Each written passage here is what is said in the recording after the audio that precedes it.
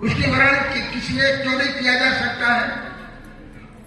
इसलिए वर्णन नहीं किया जा सकता है, जो स्वच्छ है, निर्मल है, वो तो जैसा का तैसा है ही।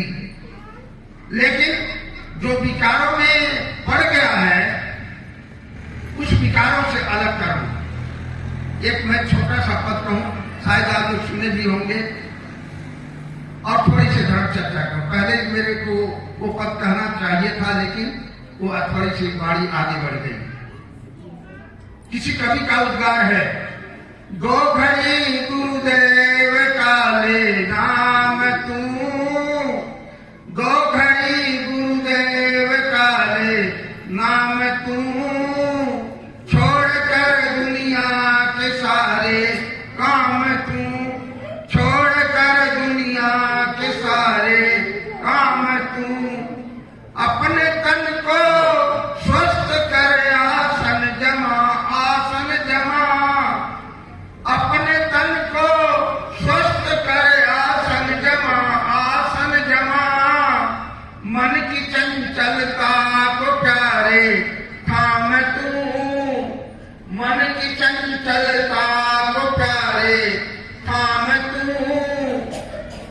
दो घड़ी गुरुदेव काले नाम तू, छोड़कर दुनिया के सारे काम तू, दिल किसी का मत दुखाया कर कभी, दिल किसी का मत दुखाया कर कभी, कर सदा उपकार के ही काम तू, कर सदा उपकार के ही काम तू, दो घड़ी गुरुदेव काले नाम तू, छोड़कर दुनिया के सारे काम तू, प्रेम पथ पर तू यदि चलता रहा, चलता रहा, प्रेम पथ पर तू यदि चलता रहा, चलता रहा, सद्गुरुदेव पाएगा सभी आराम तू, सद्गुरुदेव पाएगा सभी आराम तू, दो घड़ी गुरुदेव काले नाम तू, छोड़कर दुनिया के सारे काम तू। आप सभी जानते हैं कि संसार के काम से फुर्सत नहीं मिलता। एक काम समाप्त होता है, घर का दूसरा सामने आ जाता है। कभी का निर्देश है, थोड़ा देर अपने लिए समय निकालो। संसार के लिए तो साहब आप काम देते ही हैं। 8 से 10 घंटा, 12 घंटा आदमी सोता है दिन और रात में, 24 घंटा में, लेकिन अपने लिए समय नहीं निकाल पाता है। तो कभी का निर्देश होता है 2 घड़ी। 1 घंटे में 4 घड़ी होती है। घड़ी 15 मिनट का माना गया है। तो आप 1 घंटा अगर समय नहीं दे सकते हैं, तो सुबह शाम आधा घंटा यानी 2 घड़ी समय दीजिए, अपने लिए समय दीजिए। सब काम छोड़ दीजिए और ये चिंतन करिए, मैं कौन हूं। बड़ा प्यारा शब्द है, मैं कौन हूं। आपसे कोई पूछे कि आप कौन है, तो आप बता देंगे मेरा ये नाम है, ये मेरा शरीर है। लेकिन ये शरीर एक दिन नहीं पड़ा रह जाएगा और आप यात्रा पर चले जाओगे, तो शरीर तो आप नहीं हो, आप शरीर से भिन्न हो। साहब ने आगे कहा संध्या पाठ में, सर्वहु को जाने से तो सर्वहु से न्यारे रहे, सोई गुरु रूप निजे पारख लखाए हुए। वो परखा करके सदगुरु ने स्वयं परखा और आपको परखाया।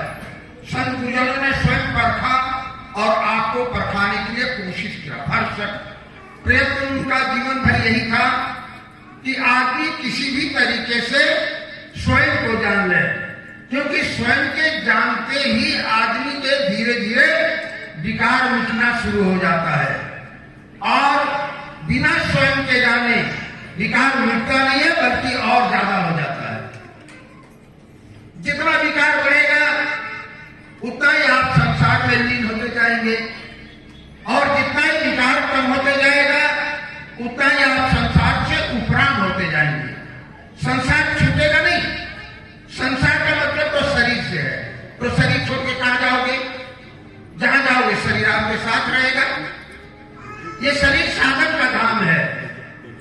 इसी शरीर से आपको स्वयं का बोध हो गया, अपने अस्तित्व का बोध होगा। और शरीर नहीं रहेगा तो कैसे जानोगे? स्वयं को कैसे जानोगे और दूसरे को कैसे जानोगे? शरीर एक साधन है। साहब ने आज्ञा तो कहा, पक्का फल जो गिर पड़ा तो बहु न लागे दाग। बड़ा सुंदर प्रतीक दिया साहब ने। लेकिन किसी ने प्रश्न किया कि साहब क्या कच्चा फल गिर जाए तो डगानी में लगेगा? तो कच्चा फल भी डगानी में नहीं लगेगा, ये आप सब जानते हैं। डगानी से जो भी टूट जाएगा, चाहे वो कच्चा हो या पक्का हो, वो दोनों ये बाहर के डगानी में नहीं लगेगा। लेकिन ये साहिब का निर्देश ये है, पक्का का मतलब पक्की स्थिति कह दो।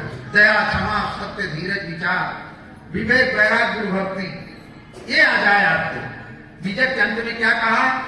वैराग की आसन, विवेक की माला, शांत ये जड़ धरना जी, पर कर्मण का सूरज का धागा, नाश माया को फेरना जी, पर प्रकाशी हंस सत्य है, जात सो हरदम जपना जी, काया वीर तब कबीर का आए, विजय का यही कहना जी। विजय का ही संदेश है, काया वीर कबीर को जानो। वह काया में जब तक है तब तक आपके काया की शोभा है, और जिस दिन निकल जाएगा तो जाति निकल जाएगा जीव तन से, नहीं कर्म होते न इंद्रिय मन से। चेतना के निकल जाने के बाद आपके शरीर में जितनी इंद्रियां हैं सब असहाय हो जाती हैं। आंख देख नहीं सकती, कान सुन नहीं सकता, मुख बोल नहीं सकता, पैर चल नहीं सकता, हाथ से लेना देना बंद हो जाता है। तो क्या नहीं है शरीर में? साहब ने कहा, एक कला के पीछे विकल हो तो सब ठाम। एक कला कौन नहीं है? वो चैतन्य कला, वह जीव, वो सत्य पदार्थ, उसका नाम कुछ भी कह दिया जाए। जीव बड़ा प्यारा शब्द है। जीव का मतलब जो कभी न मरे, जीव। और उसको यह तो अन्य लोगों ने कहा, अन्य धर्म ग्रंथों में यह आया है। गीता कहती है, ममे 500 ममे लोग जीव भूमि सनातन। सनातन क्या चीज है? तो कहते हैं महाराज कृष्ण। और एक बात ध्यान रखिएगा, गीता महाराज कृष्ण का कहा हुआ नहीं है। गीता तो 2 पायन कृष्ण वेद व्यास जी का कहा हुआ गीता महाभारत का एक अंग है, न कि महाराज कृष्ण का कहा हुआ है।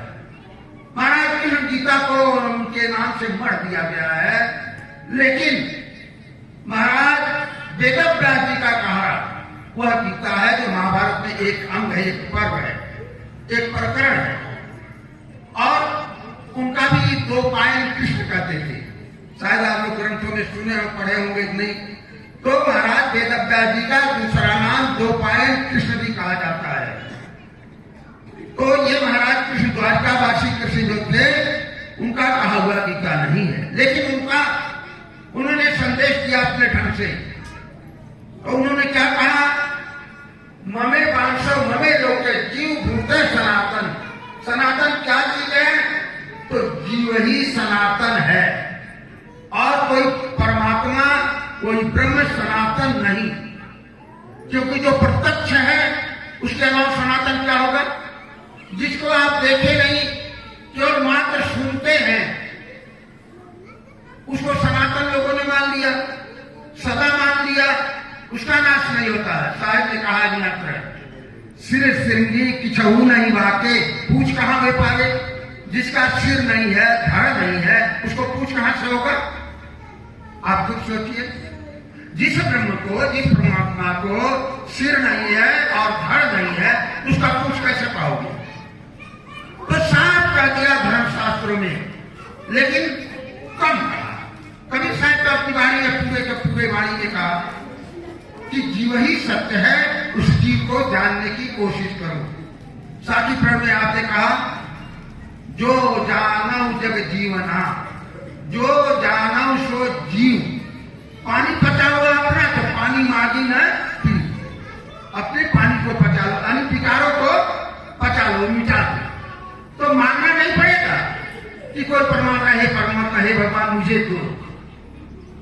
क्या देगा भगवान और कहां से देगा? जो आपके कर्मों के अनुसार मिला हुआ है उससे आगे तो कुछ मिल नहीं सकता है। इसमें इसलिए संत गुरुजनों ने कर्मों के ऊपर ज्यादा ही जोड़ दिया। साहिब ने कहा कर्मों को अपने सुधारोगे भाई तो तुम पर जुर्म है ना ईश्वर खुदाई। कोई खुदा और ईश्वर आपको दुख नहीं दे सकता, मात्र कर्मों को अपने सुधारना है। साहब ने कहा बोया पेड़ बबूल का आम कहां से खा, बबूल लगा दो, बबूल यानी किक्कर, आपके देश में किक्कर कहते हैं। किक्कर लगा दोगे तो आम का फल मिलेगा, लाख उपाय करो तब भी नहीं मिलेगा। दुनिया भर में जब तक करो, ध्यान जप करो, परमात्मा को मनाओ, देवी देवताओं को मनाओ, लेकिन किक्कर के पेड़ में आम का फल नहीं लग सकता है। तो नहीं लगेगा क्योंकि जो बीज में शक्ति हो वही वृक्ष में आएगा, जो बीज में नहीं हो वृक्ष में कैसे आएगा? इसलिए अगर आम खाना है तो आपको बीज बदलना पड़ेगा। ये साहिब का संदेश है और ये तो सभी लोगों ने कहा। लेकिन संत कबीर का विशेष करके इसी पर जोर था कि आदमी का किसी तरीके से दुख मिल जाए। आदमी बड़ा समझदार है और समझदार कहा जा चालाक है। आदमी अपने को तो धोखा देता ही है, साथ साथ दूसरे को भी धोखा देता है। इससे बड़ा ज्ञान और क्या हो सकता है? अपने को धोखा देना तो सबसे बड़ा अज्ञान है ही, और दूसरे को धोखा देना ये भी अज्ञान है। दूसरे को धोखा देंगे वो धोखा कहीं जाएगा नहीं, लौट के आपके ऊपर आएगा। राम का नहीं था, राम ने छिप करके बाली को मारे थे, वही बाली जरा नाम का व्याध बन करके और महाराज कृष्ण को प्रवास क्षेत्र में अंत में मारा, छिप करके वही मारा। पैर में बाढ़ लगा, महाराज तीन तरफ पे गिर गए, तड़पने लग गए। बहरिया आया, कहने लगा महाराज मेरे से गलती हो गई। तो महाराज क्या कहते हैं? भाई तेरा दोष नहीं है, मैंने तुझे मारा था, तूने हमको मारा, हमारा तुम्हारा बदला पूरा हो गया। बहरिए ने कहा महाराज आप हमको कब मारे? उन्होंने कहा मैं पहले राम था और तुम राजा बाली पंपापुर के राजा थे, तुझे मैं छिप करके मारा, आज तूने छिप करके मारा, हमारा तुम्हारा बदला पूरा हो गया। जब उन मनुष्यों का बदला नहीं मिटा तो हमारा आपका बदला कैसे मिटेगा? ये साहब ने कहा जी मत मारो बापुरा, सबका एक है प्राण, हत्या कबो न छूटी है, जो कोटि सुनो पुराण। तो कभी अपने जीवन में छल कपट नहीं करना, यही से कर्म बन जाता है। ये दोनों ही आदमी को भटका देता है, सब पद से भटका देता है और कुमार में गिरा देता है। इसलिए कभी ये कार्य नहीं करना। ये कहानी बताऊं, एक गांव में ग्वालाओं का गांव था, अहिर लोगों का गांव था।